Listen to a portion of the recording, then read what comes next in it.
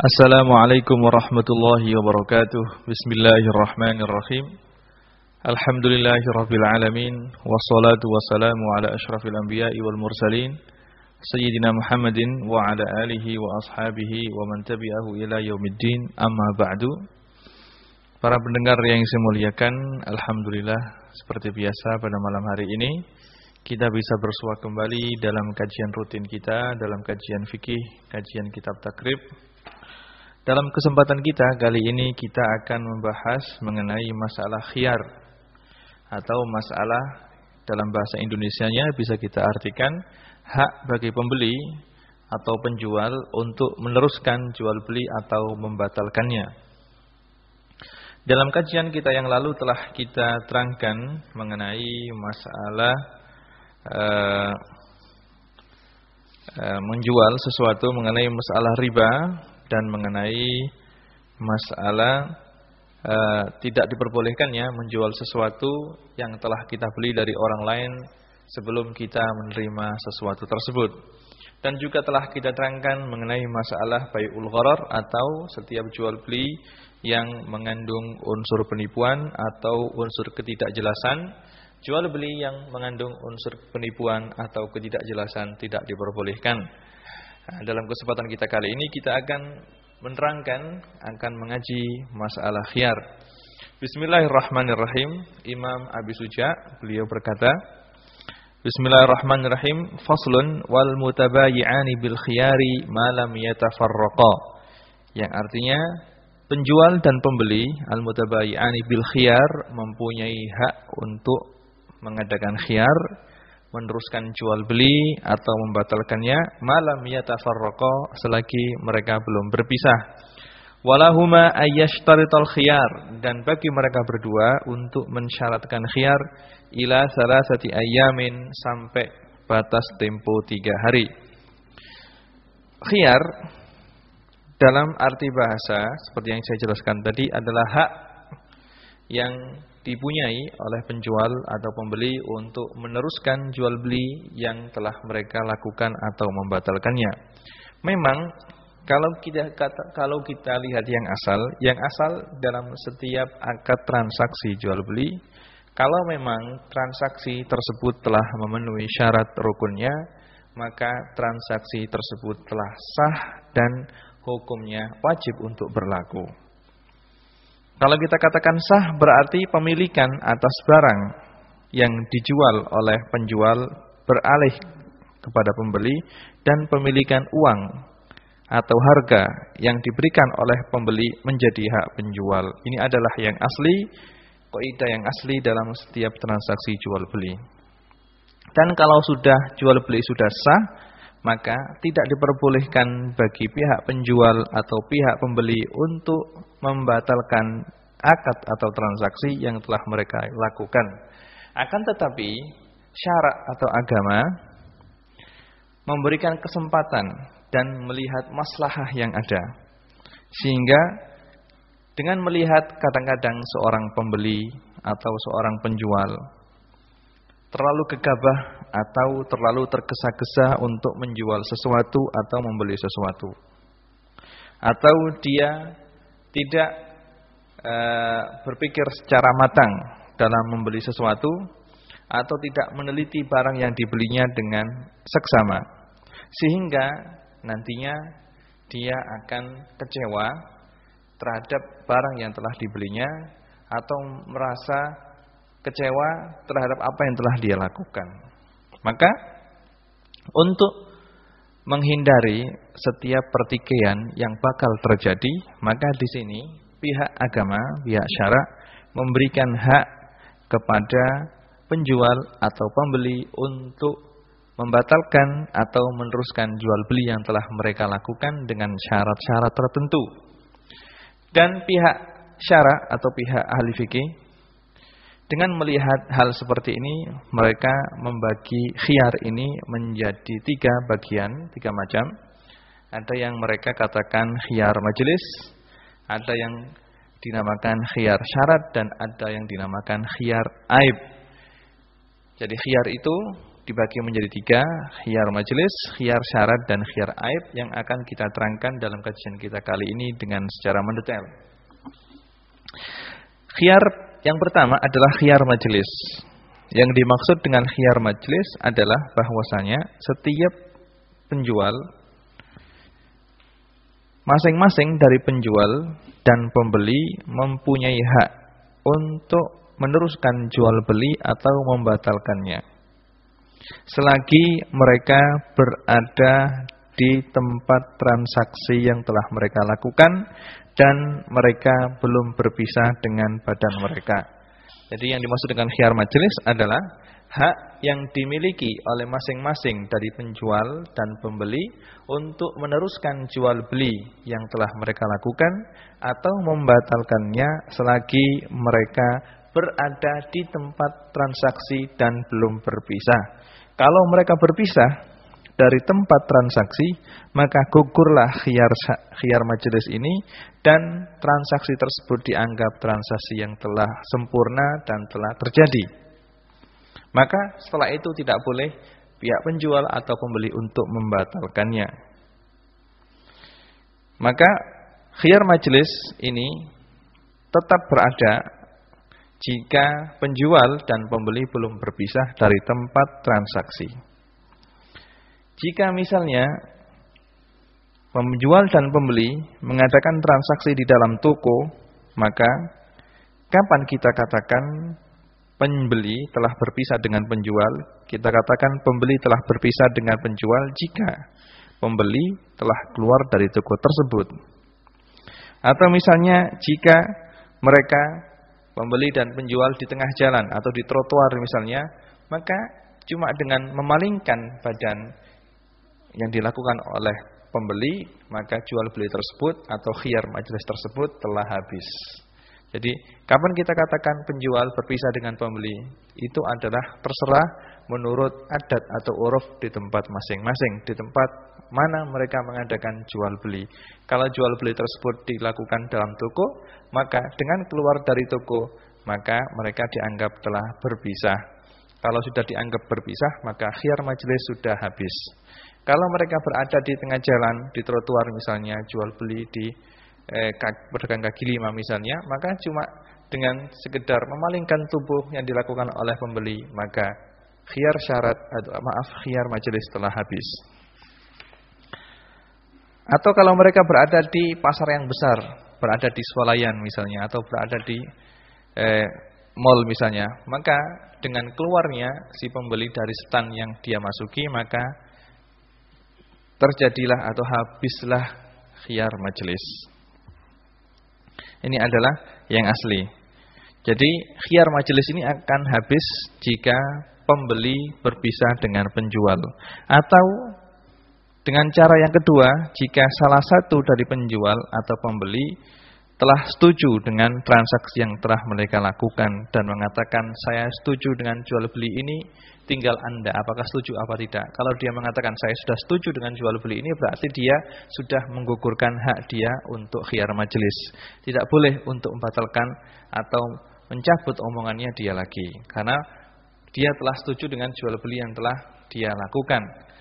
Atau kedua-duanya mengatakan sudah, sekarang kita sepakat untuk melakukan jual beli dan setuju, maka dengan persetujuan ini berarti khiyar majelis telah habis.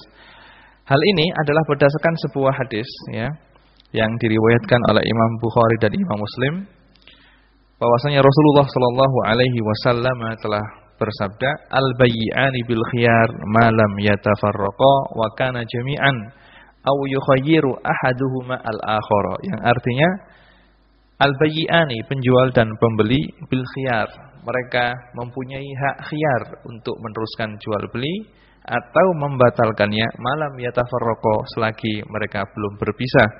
Wa kana jami'an, dan mereka masih bersama-sama. Aw yukhayyiru, atau salah satu dari mereka, salah satu dari keduanya mempersilahkan al-akhar yang lain untuk memilih. Kalau memang salah seorang dari pembeli dan penjual atau penjual telah setuju dan cocok dengan jual beli tersebut, sehingga dia mengatakan kepada temannya, kamu sekarang apakah setuju apa tidak, berarti dia otomatis telah menggugurkan hak dia untuk mendapatkan khiyar majelis. Maka dan ini adalah yang sesuai dengan apa yang disebutkan oleh sahabat Ibnu Umar, bahwasanya kalau pembeli itu telah keluar dari toko atau pembeli telah berpisah dengan penjual, berarti habislah jual beli tersebut dan khiyar telah habis juga. Ibnu Umar radhiyallahu anhuma, sebagaimana yang diceritakan oleh Imam Malik dari Nafi' dalam kitabnya Muwatta, karena Ibnu Umar radhiyallahu anhuma idza ishtara syai'an yu'jibuhu faraqa sahibahu, bahwasanya Ibnu Umar kalau membeli sesuatu kemudian dia senang dengan sesuatu yang dia beli, maka dia langsung berpisah dengan orang yang telah menjual barang tersebut. Juga dari hadis yang lain, sebagaimana diriwayatkan oleh Imam Bukhari, bahwasanya Sayyidina Ibnu Umar radhiyallahu anhuma telah berkata, "Bi'tu min Amiril Mukminin Utsman malan bil wadi bimalin lahu bi Khaibar. Falamma tabayya'na raja'tu ala aqibi hatta kharajtu min baitihi khasyata ay yuradni al-bai'a. Wa kanat as-sunnatu annal mutabayyi'aini bil khiyar hatta yatafarraqa." Yang artinya, saya menjual sesuatu kepada Amir Mukminin, kepada Khalifah Utsman bin Affan radhiyallahu anhuma, radhiyallahu an Sayyidina Utsman wa Abdullah. Beliau menjual barang yang beliau dapatkan di sebuah lembah, di tempat lembah, dengan barang yang didapatkan oleh Sayyidina Utsman dari Khaibar. Kemudian setelah mereka mengadakan transaksi jual beli, langsung Sayyidina Abdullah bin Umar keluar dari rumah Sayyidina Utsman. Karena apa? Karena takut beliau jangan-jangan Sayyidina Utsman membatalkan akad atau transaksi tersebut selagi Sayyidina Abdullah bin Umar berada di tempat transaksi, yaitu berada di rumahnya Sayyidina Utsman. Diperbolehkan bagi penjual, yaitu Sayyidina Utsman, untuk menfasah atau membatalkan jual beli tersebut. Maka Sayyidina Abdullah bin Umar, karena dia senang dengan apa yang dia beli supaya tidak dibatalkan oleh Sayyidina Utsman, maka beliau cepat-cepat keluar dari rumah beliau. Wa kana as-sunnah, beliau mengatakan, wa kanati sunnah, dan sunnah yang ada, yang diajarkan oleh Rasulullah, bahwasanya setiap orang penjual dan pembeli bil khiyar itu mempunyai hak untuk khiyar, meneruskan jual beli atau membatalkannya malam yatafarraqa, selagi mereka belum berpisah. Ini adalah khiyar majelis. Jadi khiyar majelis intinya adalah hak yang dimiliki oleh penjual atau pembeli untuk meneruskan jual beli atau membatalkannya selagi mereka berdua masih dalam tempat transaksi. Jika mereka berpisah, pembeli keluar dari toko, maka dengan keluarnya pembeli tersebut berarti khiyar telah habis. Khiyar telah habis. Atau misalnya penjual mengatakan kepada pembeli, silakan Anda milih jadi beli atau tidak. Kalau dia mengatakan demikian, berarti dia telah menggugurkan hak dia untuk mendapatkan khiyar majelis. Jadi khiyar majelis ini disyariatkan, diperbolehkan oleh agama. Karena apa? Karena untuk memberikan kesempatan kepada masing-masing dari penjual atau pembeli untuk berpikir secara matang apakah dia jadi beli atau tidak selagi mereka berada di tempat transaksi. Karena memang yang asal kalau memang penjual dan pembeli sudah setuju, maka langsung jadi beli, jual beli tersebut jadi dan tidak boleh dibatalkan lagi. Tapi dengan adanya khiyar majelis ini, di sana ada kesempatan bagi penjual untuk lebih berpikir lebih panjang lagi. Begitu juga pembeli punya kesempatan untuk berpikir panjang lagi untuk jadi membeli atau tidak. Ini adalah khiyar majelis. Khiyar yang kedua adalah khiyar syarat. Khiyar syarat ini yang dimaksud dengan khiyar syarat adalah salah satu dari penjual atau pembeli, atau penjual dan pembeli semuanya mempunyai khiyar, yaitu mensyaratkan khiyar dengan memberikan tempo yang telah mereka sepakati. Jadi misalnya kalau si Zaid menjual rumahnya kepada Umar, maka boleh bagi Umar ini untuk mensyaratkan khiyar. Saya mensyaratkan khiyar 2 hari, saya lihat dulu rumah yang Anda jual kepada saya. Ini diperbolehkan ya, tapi harus dalam tempo yang telah mereka sepakati. Hal seperti ini dinamakan khiyar syarat, yaitu salah satu dari penjual atau pembeli mensyaratkan khiyar dalam jual beli tersebut dan khiyar ini berlangsung selama tempo yang telah mereka sepakati. Khiyar syarat ini diperbolehkan jika telah memenuhi beberapa syarat yang telah disebutkan oleh para ulama. Yang pertama, hendaknya khiyar tersebut dalam waktu, dalam tempo yang telah diketahui. Kalau misalnya si Zaid menjual mobil kepada si Umar, maka si Umar misalnya mensyaratkan mobil ini saya bawa dulu selama 2 hari. Nanti kalau jadi langsung saya kasih tahu bahwasanya saya jadi beli. Ini namanya khiyar syarat. Dan tempo yang telah mereka sepakati haruslah tempo yang maklum, yang bisa diketahui. Seandainya si Umar yang beli mobil dari Zaid ini berkata, saya membeli mobil ini dari Anda, cuma saya mensyaratkan khiyar. Saya mensyaratkan khiyar nanti kalau datang kakak saya yang pinter mengenai mesin mobil, maka kalau dia melihat bagus maka akan saya beli. Kalau dia tidak setuju maka tidak jadi saya beli. Nah, ini tidak diperbolehkan. Karena apa? Karena tempo yang diberikan oleh Umar dalam khiyar ini adalah tempo yang tidak diketahui. Maka tempo harus diketahui 1 hari, 2 hari, atau 3 hari. 1 hari, 2 hari, atau 3 hari. Tidak boleh tempo yang tidak diketahui atau tempo yang majhul. Karena kalau memang waktu yang atau tempo yang mereka sepakati ada tempo yang tidak diketahui batasannya, maka di sana jual beli ini mengandung unsur gharar atau mengandung unsur penipuan atau unsur ketidakjelasan. Dan sebagaimana yang telah kita terangkan, setiap jual beli yang mengandung unsur ketidakjelasan atau unsur gharar adalah jual beli yang dilarang oleh Rasulullah SAW. Syarat yang kedua, hendaknya tempo yang telah mereka sepakati berdua tidak lebih dari 3 hari. Tempo yang mereka sepakati berdua tidak lebih dari 3 hari. Jika tempo tersebut lebih dari 3 hari, maka jual beli tersebut tidak sah. Misalnya kalau saya menjual rumah saya kepada saudara Zaid. Saya menjual rumah kepada saudara Zaid dan Zaid mensyaratkan kepada saya, dia berkata bahwa saya akan membeli rumah Anda, tapi saya minta syarat. Minta syarat apa? Rumah tersebut akan saya lihat dulu selama 4 hari atau 1 minggu. Nanti kalau setelah saya 1 minggu saya kira rumah tersebut baik, maka akan saya jadi beli. Ini tidak diperbolehkan. Karena apa? Karena tempo yang telah mereka sepakati adalah lebih dari 3 hari. Pokoknya tempo tidak boleh lebih dari 3 hari. Atau jika tempo tersebut kurang dari 3 hari, tetapi barang yang diperjualbelikan adalah barang yang rusak dalam waktu tempo tersebut, maka tidak diperbolehkan. Seperti misalnya kalau Umar menjual roti misalnya, atau menjual kue tar kepada Zaid. Kemudian Zaid mensyaratkan saya minta khiyar, saya bawa dulu roti tar ini ke rumah untuk ulang tahun nanti selama 2 hari, kalau memang bagus jadi saya beli, kalau tidak saya beli. Padahal kue tar itu misalnya tahannya cuma 2 hari, maka ini tidak diperbolehkan. Meskipun kurang dari 3 hari, akan tetapi barang yang diperjualbelikan itu rusak dalam tempo tersebut, maka tidak diperbolehkan. Jadi syarat yang kedua, hendaknya tempo yang mereka sepakati antara penjual dan pembeli tidak boleh lebih dari 3 hari. Atau tidak boleh lebih dari masa kuatnya tahannya barang tersebut. Kalau barang tersebut tahan 2 hari, maka tidak boleh lebih dari 2 hari. Karena apa? Karena kalau lebih dari 2 hari dan dia tidak setuju, maka barang tersebut akan rusak. Dan ini adalah sangat merugikan pihak penjual.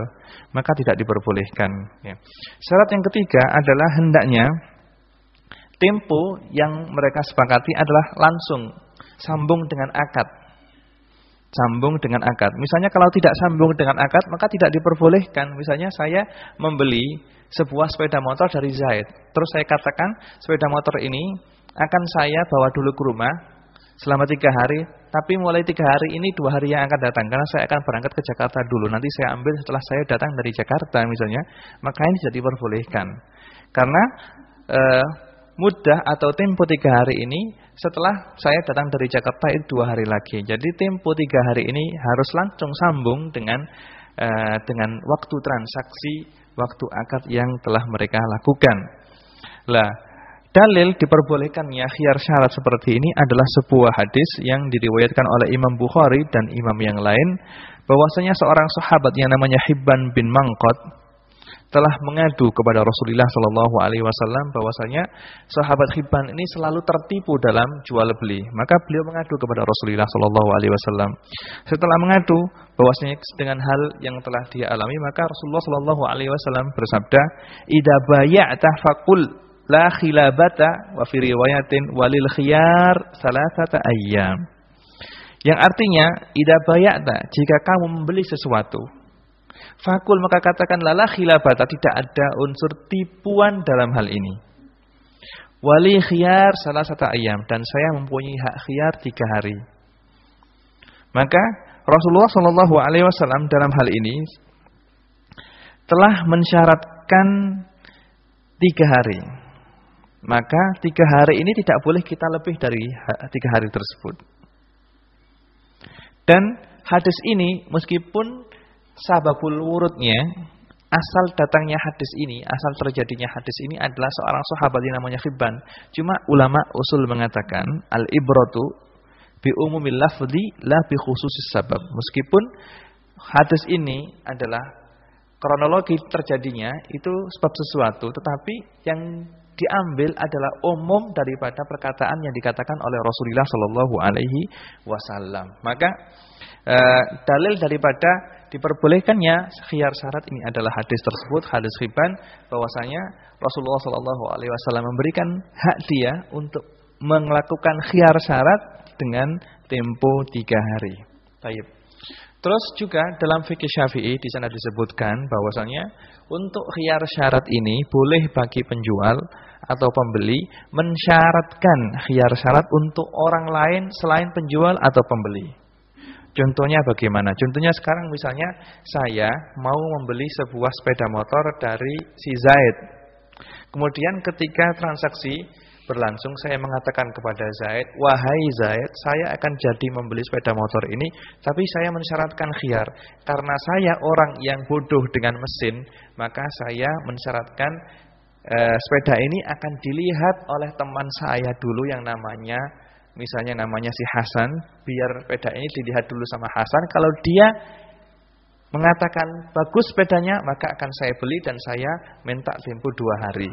Nah, ini boleh. Jadi syarat khiyar ini adalah saya peruntukkan untuk Hasan. Hasan ini adalah orang yang tahu mesin sepeda motor, sehingga kalau dia memang mengatakan sepeda ini masih bagus dan layak untuk dipakai, maka jadi saya beli. Kalau tidak, maka saya tidak jadi beli. Ini adalah diperbolehkan juga. Jadi khiyar diperuntukkan untuk orang lain adalah diperbolehkan karena semuanya itu adalah untuk kemaslahatan jual beli, untuk kemaslahatan jual beli dan untuk menghindari segala bentuk pertikaian yang akan terjadi jika nantinya tidak ada kecocokan, ada masalah di antara penjual dan pembeli. Baik. Kalau kita katakan khiyar syarat ini diperbolehkan, terus kapan habisnya khiyar syarat ini? Khiyar syarat ini habis jika orang yang mempunyai syarat atau orang yang mensyaratkan khiyar tersebut telah membatalkan jual beli. Atau orang yang menjual telah mengatakan saya tidak jadi menjual. Atau orang yang membeli mengatakan saya mau uang yang telah saya bayarkan kepada Anda kembali, tidak jadi beli. Kalau memang kedua-duanya penjual dan pembeli telah membatalkan transaksi tersebut, maka habislah khiyar syarat. Atau khiyar syarat ini habis dengan habisnya tempo yang telah mereka sepakati. Jika misalnya mereka sepakat temponya 3 hari, kemudian setelah berselang 3 hari, kok pembeli tidak memberikan jawaban sama sekali jadi membeli atau tidak, berarti jual beli tersebut sudah jadi dan tidak boleh diganggu gugat lagi. Misalnya saya membeli sepeda motor dari si Zaid. Saya mensyaratkan khiyar selama 3 hari. Sepeda ini akan saya coba dulu 3 hari. Kalau memang sepeda ini baik, maka akan jadi saya beli. Kalau tidak, saya kembalikan lagi.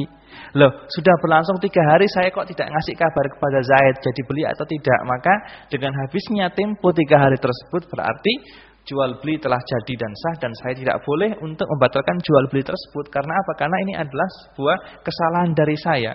Seharusnya kalau saya tidak jadi membeli, maka sebelum berlangsung 3 hari, saya harus membatalkan dan mengasih tahu kepada si penjual, yaitu Zaid.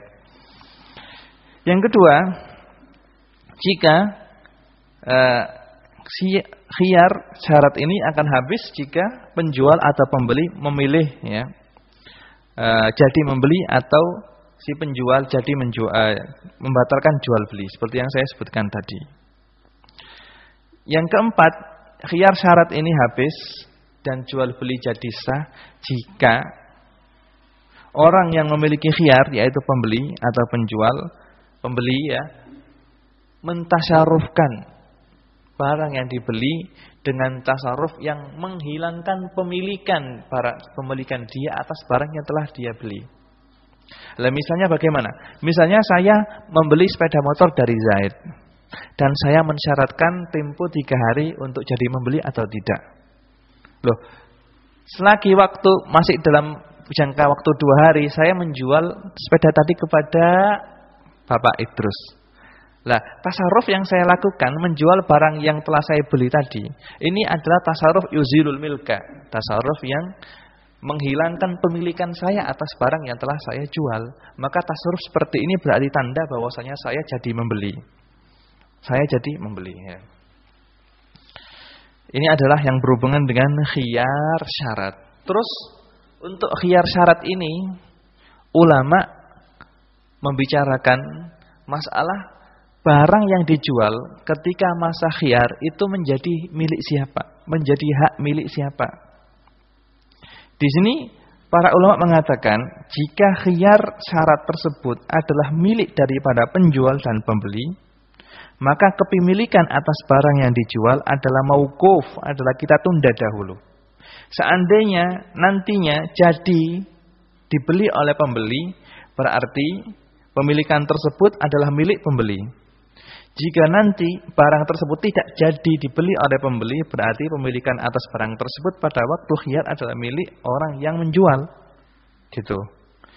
Ini adalah untuk apa? Untuk guna daripada mengetahui milik siapa barang tersebut pada masa khiyar adalah gunanya untuk mengetahui jika ternyata barang yang dijual itu berkembang dan beranak pinak. Anak pinak tersebut miliknya siapa? Misalnya saya membeli seekor kambing ya, saya membeli seekor kambing atau saya membeli sebuah mobil untuk taksi misalnya. Saya membeli mobil untuk taksi. Misalnya kalau mobil tersebut saya katakan kepada si penjual yaitu Zaid, saya membeli mobil taksi ini, tapi dengan catatan saya akan coba dulu selama 2 hari. Nanti kalau jadi maka saya ini uangnya, saya kasih uangnya langsung. Nanti kalau tidak jadi uangnya saya ambil kembali, misalnya. Lah, kepemilikan atas barang tersebut selama 2 hari masa khiyar itu kita lihat. Kalau seandainya kita katakan khiyar ini adalah khiyar milik saya saja sebagai pembeli, saya yang meminta khiyar dan si Zaid setuju, ya, si Zaid setuju, berarti kepemilikan barang tersebut selama 2 hari adalah milik saya. Seandainya nantinya, jadi saya beli, berarti uang yang dihasilkan oleh taksi tersebut dalam jangka 2 hari masa tempo khiyar itu adalah menjadi milik saya. Menjadi milik saya. Seandainya apa? Seandainya saya tidak jadi membeli, maka ziyadah daripada uang yang dihasilkan oleh taksi tersebut dalam masa 2 hari tempo tersebut adalah milik daripada penjual yaitu si Zaid. Itu kalau kita katakan bahwasanya status kepemilikan atas barang yang dalam masa khiyar syarat ini adalah masih mauquf ya, masih mauquf gitu. Ini adalah masalah kepemilikan. Terus misalnya kalau barang yang dijual tersebut rusak, bagaimana hukumnya? Dalam masa tempo khiyar syarat tersebut bagaimana? Kalau memang barang yang dijual tersebut belum diserah terimakan oleh penjual, masih di tangan penjual, kemudian barang tersebut rusak, maka secara otomatis jual beli tersebut batal. Dan khiyar syarat juga batal pula. Baik khiyar tersebut kita katakan milik pembeli atau penjual. Karena apa? Karena ketika barang tersebut rusak di tangan penjual, berarti penjual tidak bisa menyerahkan barang yang dijual kepada pembeli. Tapi kalau memang barang tersebut rusak ketika barang tersebut telah diserah terimakan kepada pembeli, yaitu barang tersebut rusak di tangan pembeli, maka jual beli tersebut tidak batal. Karena apa? Karena barang yang telah diserah terimakan kepada pembeli telah menjadi tanggung jawab pembeli tersebut. Dan khiyar masih ada. Khiyar masih ada. Maka orang yang mempunyai khiyar ya, yang mensyaratkan khiyar tadi boleh meneruskan jual beli atau membatalkannya. Kalau memang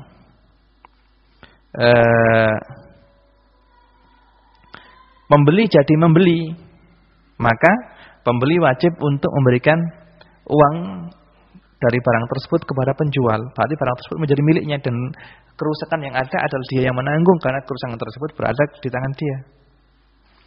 Tapi ketika barang tersebut rusak dan tidak jadi dia beli, maka dia wajib untuk memberikan ganti daripada barang yang dia pegang tadi. Karena barang tadi rusak di tangan dia dan dia adalah penyebabnya. Atau memang kalau tidak memberikan ganti seperti yang dia beli, maka dia memberikan harga daripada barang yang rusak yang telah rusak di tangannya tersebut. Dan dia boleh mengambil uang yang telah dia serahkan, yaitu harga yang dia serahkan kepada penjual, karena dia tidak jadi membeli barang yang rusak tadi. Ini adalah yang berhubungan dengan khiyar syarat. Khiyar yang ketiga adalah khiyar aib. Khiyar aib. Khiyar aib itu apa? Khiyar aib itu adalah adanya aib atau cacat di barang yang dijual, yang mana si penjual tidak memberitahu kepada pembeli bahwasanya barang tersebut ada aibnya.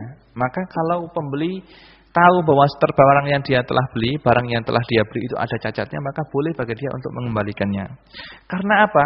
Karena yang asal dalam setiap transaksi yang dilakukan oleh seorang muslim adalah transaksi yang bersih, yang bebas dari penipuan.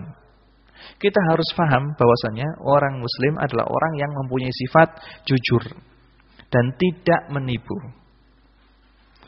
Ini adalah yang asal. Jadi setiap transaksi yang dilakukan oleh orang Islam adalah transaksi yang bebas dari segala bentuk penipuan.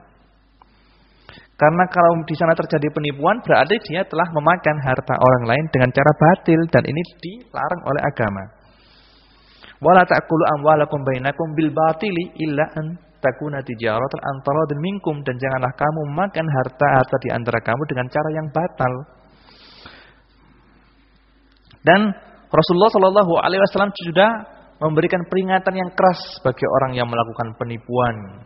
Bahwasanya orang yang menipu adalah bukan termasuk dari golongan Rasulullah Shallallahu Alaihi Wasallam. Dalam sebuah hadis, beliau bersabda, "Man ghasyana falaysa minna." Barang siapa yang melakukan penipuan, maka dia tidak tergolong golonganku. Maka saya katakan, yang asal dari setiap muamalah atau setiap transaksi yang dilakukan oleh seorang muslim adalah transaksi yang bebas dari segala bentuk penipuan. Dan termasuk bentuk penipuan ini adalah jika barang yang dijual itu ada cacatnya yang diketahui oleh penjual, tetapi penjual sengaja tidak memberitahu kepada pembeli dan tidak menjelaskannya. Dan ini adalah sesuai dengan sababul wurud atau kronologi hadis yang telah saya sebutkan tadi, bahwasanya Rasulullah Shallallahu Alaihi Wasallam suatu ketika beliau lewat di pasar dan melihat setumbuk makanan. Kemudian ketika Rasulullah Shallallahu Alaihi Wasallam melihat setumbuk makanan tersebut, Rasulullah memasukkan tangan beliau ke tumpuan makanan tadi. Dan ketika memasukkan tangannya, beliau mendapatkan makanan tadi atau misalnya gandum tadi yang atas kering tapi yang bawah basah, Maka Rasulullah Shallallahu Alaihi Wasallam berkata, ketika melihat itu, "Ma hadza ya sahibut ta'am?" Apa ini yang telah kamu lakukan? Orang yang jualan tersebut berkata, "Ya Rasulullah, asabathu sama." Ya Rasulullah, ini makanan yang saya jual telah terkena kehujanan. Maka ya, yang kering saya taruh di atas, yang basah saya taruh di bawah. Kemudian Rasulullah bersabda, "Ala ja'altahu fawqa ta'am kayyarahun nas?" Kenapa kok kamu tidak taruh yang basah di atas sehingga orang yang akan membeli mengetahui? Kemudian beliau bersabda, "Man ghasyana falaysa minni." Man ghasya falaysa minni. Barang siapa yang melakukan penipuan, maka dia tidak termasuk golonganku. Nah, ini adalah berarti Rasulullah Shallallahu Alaihi Wasallam mengetahui bahwasanya orang yang menjual tadi ingin menipu pembeli yang membeli dari dia. Atau misalnya zaman sekarang, misalnya orang jual beras. Beras yang atas itu bersih, putih, bagus. Tapi yang bawah semuanya berulat. Ini tidak boleh, karena termasuk unsur penipuan yang dilarang oleh Rasulullah Shallallahu Alaihi Wasallam.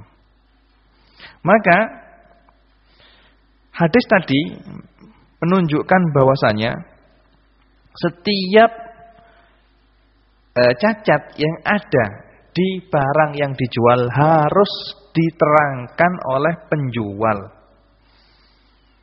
Harus diterangkan kepada penjual sehingga harus diterangkan oleh penjual kepada pembeli sehingga pembeli mengetahui keadaan barang yang dia beli dan dia tidak merasa tertipu dan tidak merasa rugi dengan membeli barang tadi. Dalam sebuah hadis yang lain dan diriwayatkan oleh Imam Ibnu Majah, Rasulullah Shallallahu Alaihi Wasallam telah bersabda, "Al-muslimu akhul muslim, wala yahillu li muslimin ba'a min akhihi bai'an fihi aibun illa bayyanahu lahu." Seorang muslim adalah saudara muslim yang lainnya. Wala yahillu lil muslimin, dan tidak halal, tidak diperbolehkan bagi seorang muslim yang menjual sesuatu kepada saudara muslimnya yang ada cacatnya kecuali dia menerangkan cacat tersebut kepada pembeli. Maka harus diterangkan. Juga begitu juga wajib bagi setiap orang yang mengetahui adanya cacat di suatu barang yang dijual untuk menerangkannya meskipun dia tidak pembeli dan tidak penjual. Meskipun dia orang lain sekedar lewat, kemudian dia tahu bahwasanya barang yang dijual ini ada cacatnya. Kalau dia tahu, maka dia harus menerangkan meskipun dia bukan orang yang ikut dalam transaksi tersebut. Dalilnya adalah hadis yang diriwayatkan oleh Imam Ahmad dalam musnadnya dari sahabat Wa'ilah bin Asqa radhiyallahu anhu bahwasanya Rasulullah sallallahu alaihi wasallam telah bersabda, "La yahillu li ahadin yabi'u syai'an illa bayyana ma fihi, wa la yahillu liman ya'lamu dzalika illa bayyanahu." Yang artinya tidak diperbolehkan bagi seseorang yang menjual sesuatu kecuali dia menerangkan segala sesuatu yang berhubungan dengan barang yang dijualnya. Wala yahillu liman ya'lamu dzalika illa bayyanahu, dan tidak boleh bagi orang yang mengetahui adanya cacat dalam sebuah barang yang diperjualbelikan kecuali dia memberitahu kepada orang yang membeli bahwasanya barang tersebut ada cacatnya. Bukan berarti ke orang ini kok ikut campur ya, ikut campur bukan, tapi dia itu apa? Nushatan lil muslimin, dia berbuat nasihat kepada orang Islam, jangan sampai orang yang menjual tersebut melakukan kesalahan atau melakukan dosa, dan jangan sampai orang yang membeli barang tersebut merasa kecewa dengan apa yang telah dia beli. Maka kalau Anda melihat orang jual beli, terus Anda tahu bahwasanya barang yang dijual itu ada cacatnya, tapi pihak penjual tidak menerangkan kepada pembeli, maka Anda wajib untuk mengingatkan pembeli bahwasanya barang ini ada cacatnya. Supaya pembeli waspada dan tahu bahwasanya barang yang dia beli adalah barang yang ada cacatnya, yang mungkin kalau dia tahu dengan cacat tersebut dia tidak jadi untuk membeli. Dia tidak jadi membeli. Maka dengan ini, kalau misalnya orang yang membeli telah menerima barang yang dibeli dan penjual tidak menyebutkan bahwasanya barang yang dijual ini ada cacatnya, kemudian setelah itu di lain hari setelah transaksi selesai, kemudian dia mengetahui, maka dia mengetahui, si pembeli mengetahui bahwasanya barang tersebut ada cacat atau aibnya, maka boleh bagi pembeli untuk mengembalikan barang yang dia beli kepada penjual dan mengambil kembali uang yang telah dia serahkan kepada penjual. Boleh. Selagi ketika transaksi dia memang benar-benar tidak mengetahui bahwasanya barang yang dia beli adalah barang yang ada cacatnya. Hal ini adalah berdasarkan hadis yang diriwayatkan oleh Imam Ahmad dalam kitabnya Al-Musnad dari Ummul Mukminin Aisyah radhiyallahu anha bahwasanya anna rajulan ibta'a ghulaman fastaghallahu summa wajada bihi aiban faraddahu bil aib faqala al-ba'i' ghillatu 'abdi faqala Nabi sallallahu alaihi wasallam al-ghullatu bidh-dhaman. Yang artinya suatu ketika seorang laki-laki membeli seorang budak. Kemudian budak tersebut dipekerjakan. Kemudian setelah dipekerjakan beberapa waktu, si pembeli menemukan cacat di budak tersebut. Akhirnya si pembeli mengembalikan budak tersebut kepada penjualnya. Kemudian penjual berkata, "Ghullatu abdi, ini kan budak yang telah saya jual. Tadi kan beberapa hari telah dipakai oleh si pembeli, maka saya minta apa? Minta hasil kerja yang dilakukan oleh budak saya tadi." Tapi Rasulullah SAW menjawab, "Al-ghullatu bil-dhaman." Hasil yang telah dihasilkan oleh budak tadi ketika berada di tangan pembeli yang milik pembeli, karena dia yang menanggung ketika itu. Ini artinya al-ghullatu bid-dhaman. Maka dari hadis ini bisa kita ambil kesimpulan bahwasanya kalau pembeli mengetahui bahwasanya barang yang dibeli ini ada aibnya, maka dia punya hak untuk mengembalikan barang yang dibeli lagi. Karena apa? Seperti yang saya terangkan tadi, karena memang yang asal dari setiap jual beli adalah bahwa barang yang dijual adalah barang yang tidak ada aibnya dan tidak ada cacatnya. Karena pembeli rela untuk mengeluarkan uang dari kojeknya, itu karena dia yakin ingin mendapatkan barang yang bagus yang dia inginkan. Kalau memang barang yang dia inginkan tidak sesuai dengan yang dia inginkan, ada cacatnya, berarti jual beli tersebut tidak sesuai dengan ridho, tidak ada ridho, tidak ada. Misalnya kalau barang tersebut diketahui oleh pembeli begitu, maka dia tidak akan jadi beli barang tersebut karena barang tersebut tidak sesuai dengan apa yang telah dia inginkan. Maka boleh bagi dia untuk mengembalikan barang yang telah dia beli yang ada cacatnya. Cuma khiyar aib ini disyaratkan. Yang pertama, aib yang ada adalah aib qadim. Aib yang ada yang ditemukan oleh pembeli adalah aib atau cacat yang memang sudah ada sebelum dia membeli barang tersebut. Atau cacat yang terjadi sebelum transaksi dilakukan. Tapi kalau cacat tersebut terjadi setelah dia terima barang tadi, maka dia tidak boleh mengembalikan barang tadi. Tidak boleh mengembalikan.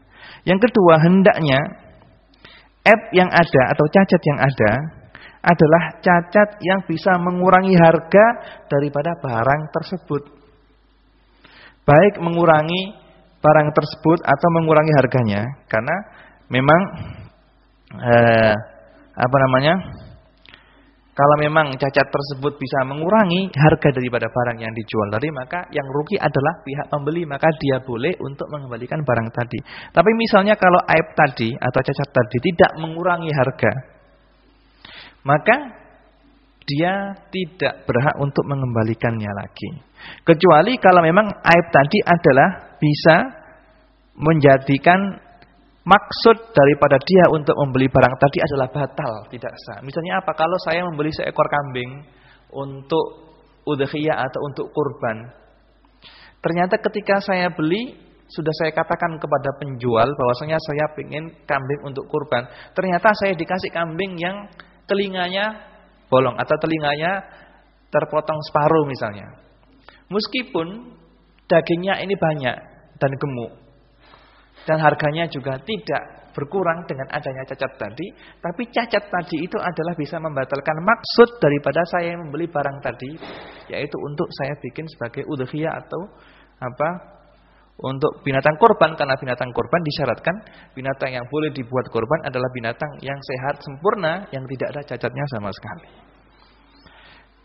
Terus kalau memang syarat yang ketiga yaitu hendaknya cacat yang ada adalah cacat barang yang diperjualbelikan adalah barang yang memang kebiasaannya tidak ada cacatnya. Misalnya, kalau seandainya barang yang diperjualbelikan itu memang biasanya ada cacatnya, maka kalau ada cacat maka itu adalah kesalahan pembeli. Kenapa? Beli barang yang memang biasanya ada cacatnya. Tapi kalau barang yang diperjualbelikan itu adalah barang yang memang kebiasaannya tidak ada cacatnya sama sekali, maka kalau ada cacatnya maka pihak pembeli boleh mengembalikannya. Misalnya apa? Misalnya saya beli mobil baru dari dealer. Baru dari dealer. Ternyata ketika saya ambil mobil tersebut dan saya pakai, ternyata ada cacatnya, yaitu misalnya bannya itu tidak sama ukurannya. Maka boleh saya kembalikan. Karena apa? Karena memang kalau saya membeli mobil baru, maka secara otomatis mobil tersebut mobil yang sempurna. Karena saya membeli mobil baru dari dealer. Tapi kalau misalnya saya membeli mobil bekas, mobil lama, terus ada cacatnya seperti itu, maka tidak boleh dikembalikan. Karena memang apa? Karena memang mobil bekas itu memang lazimnya ada banyak cacatnya. Tapi kalau mobil yang baru dari dealer, terus kok ada cacatnya, maka boleh dikembalikan. Kecuali kalau memang orang yang menjual mobil lama tadi itu menerangkan bahwasanya atau menanggung barang yang saya jual adalah barang yang bagus, tidak ada cacatnya. Kalau ada cacatnya boleh Anda kembalikan, gitu. Dan untuk khiyar aib ini ya, kalau pembeli melihat ada khiyar aib, maka secepatnya dia wajib untuk mengembalikan barang yang dibeli tadi dan tidak boleh diundur-undur ya. Kalau misalnya dia mengetahui sekarang pada jam 9 siang dia mengetahui bahwasanya barang yang dibeli itu ada aibnya, maka seketika itu juga wajib dikembalikan kepada penjual. Wajib untuk dikembalikan kepada penjual. Kalau memang dia tidak punya udzur atau dia mengetahui barang tersebut ada aib pada malam hari, tidak mungkin dikembalikan, maka ditunggu paginya esoknya langsung dikembalikan kepada penjual. Tidak boleh ditunda-tunda. Kalau misalnya dia mengetahui bahwasanya